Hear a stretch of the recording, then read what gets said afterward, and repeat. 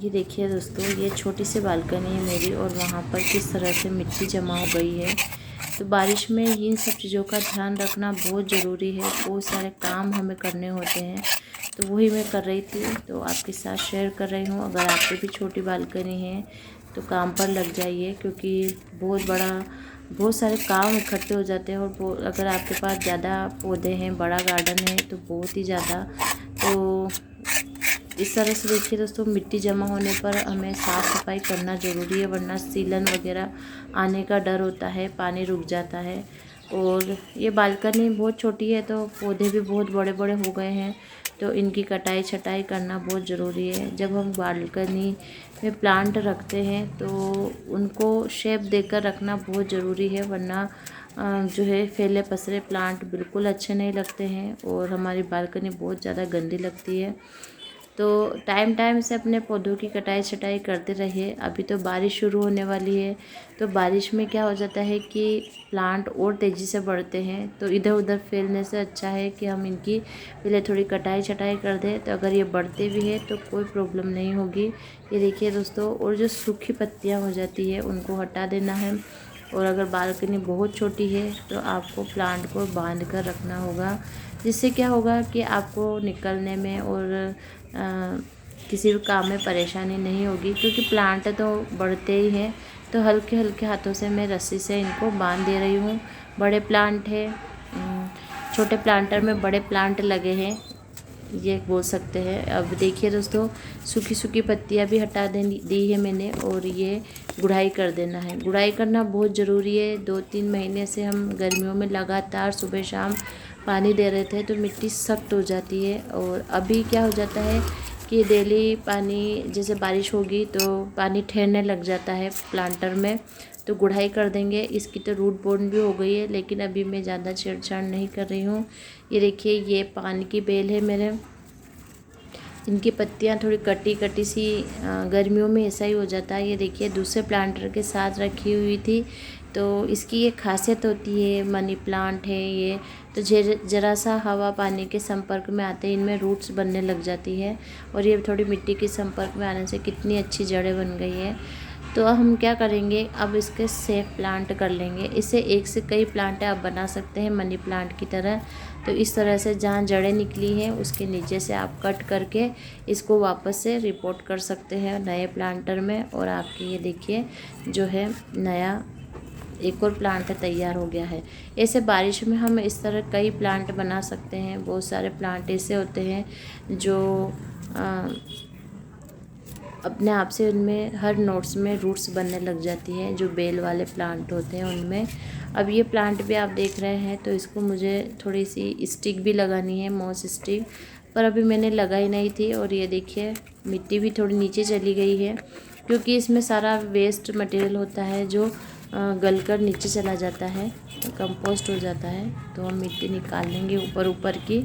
और दोस्तों, बहुत सारे काम हो जाते हैं इकट्ठे हर 3-4 महीने में, तो हमें हर प्लांटर को लगातार हम देख नहीं पाते हैं, तो हर 2-3 महीने में इनको चेक कर लेना चाहिए। ये देखिए दोस्तों, मैं इस तरह से वेस्ट मटेरियल का यूज करके ही अपने प्लांट तैयार करती हूँ, और वापस से मैं वेस्ट मटेरियल ही इनमें डाल देती हूँ। इस तरह से मिट्टी से हम पूरा ढक देंगे, वरना गिलहरियाँ और चिड़िया वगैरह बहुत परेशान कर देती है। धीरे धीरे ये डिकम्पोस्ट होते जाएंगे और हमारे खाद भी तैयार होती जाएगी। आप यकीन नहीं मानेंगे, ये सरसों खली की तरह काम करते हैं।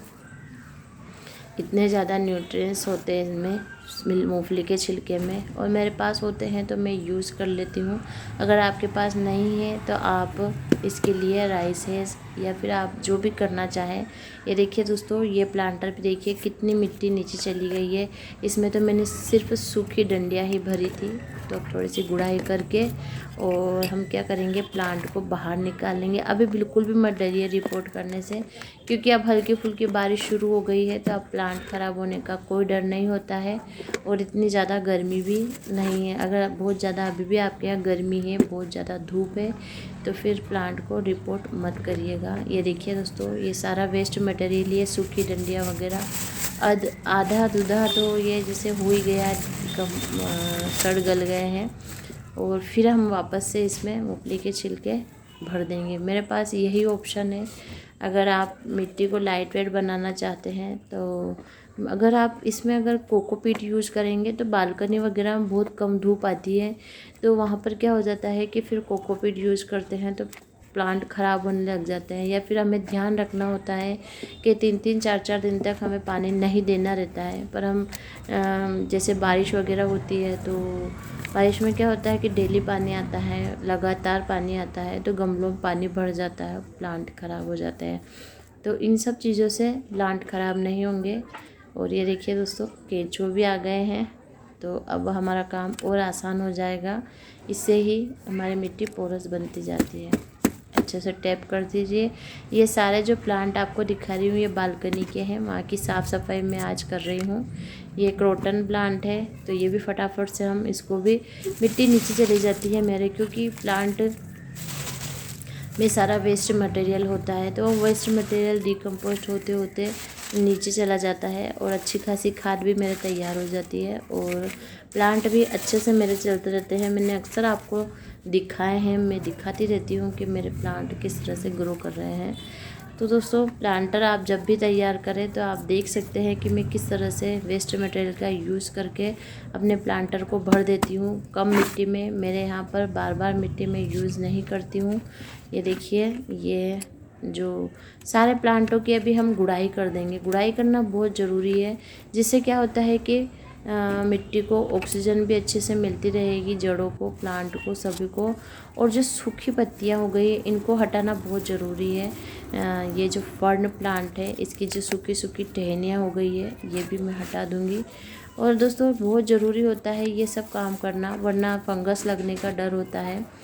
तो सूखी चीज़ें, सूखी पत्तियाँ, सूखी टहनियाँ, और अगर मिट्टी में और भी कुछ हो तो सारा हटा दीजिए। अच्छे से क्लीन कर दीजिए मिट्टी को, क्योंकि अब हमें इन सब चीज़ों की बिल्कुल भी ज़रूरत नहीं है। गर्मियों में थोड़ी ज़रूरत होती है जिससे कि मॉइस्चराइज़र प्लांटर में बना रहे, अभी ज़रूरत नहीं है। अब आने वाले टाइम में मॉइस्चराइज़र की ज़रूरत नहीं पड़ेगी और पूरे 8 महीने तक अब इन सब चीज़ों की ज़रूरत नहीं पड़ेगी।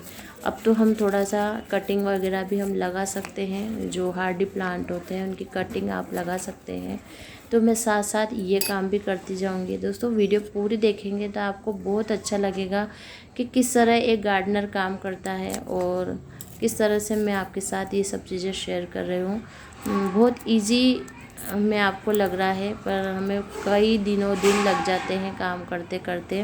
ये देखिए दोस्तों, तो मैंने ये कटिंग भी अभी साथ में ही लगा दी है। ये मिट्टी के अटैच हो रही थी वो पत्तियाँ, तो नीचे की सारी पत्तियाँ हटाने बहुत ज़रूरी है। ड्रेसिना है, और ड्रेसिना की 2 ही तीनों वेराइटी मेरे पास है। मैं नहीं चाहती हूँ कि मेरे प्लांट ख़राब हो, तो अच्छे से इन सब चीज़ों की मैंने गुड़ाई कर दी है। ये देखिए दोस्तों, ये स्पाइडर प्लांट है और इसकी जो पत्तियां हैं अभी गर्मी की वजह से झुलस भी गई थी, तो इनको हम हटा देंगे। प्लांट को क्लीन रखना बहुत ज़रूरी है। सूखी पत्तियों, अगर पत्तियां सूख रही है तो आप उनको अगर नहीं हटाएंगे तो आप देखेंगे थोड़े टाइम में सारी एनर्जी प्लांट इन्हीं में लगा देता है और पत्तियां ज़्यादा से ज़्यादा सूखने लग जाती है। तो इसके टिप्स वगैरह सारे हटा दीजिए। सूखी पत्तियां जो रखी है और गली हुई पत्तियां और ये जो बेबी पप्स निकल रहे हैं सारे हटा दीजिए। अब जो नए नए बारिश के साथ नए नए रूट्स, नए नए जो ब्रांचें निकलेगी बहुत ही हेल्दी होगी और बहुत अच्छी होगी। अगर आप चाहते हैं कि आपका गार्डन सुंदर सा बना रहे तो आपको ये सब काम करने ज़रूरी होंगे। और दोस्तों, आप ये काम करके खुश भी बहुत होंगे। जब रिज़ल्ट मिलता है तो बहुत अच्छा लगता है। और ये देखिए दोस्तों, मैंने सारे जो है इसके सारे बेबी पप्स हटा दिए जो स्टिक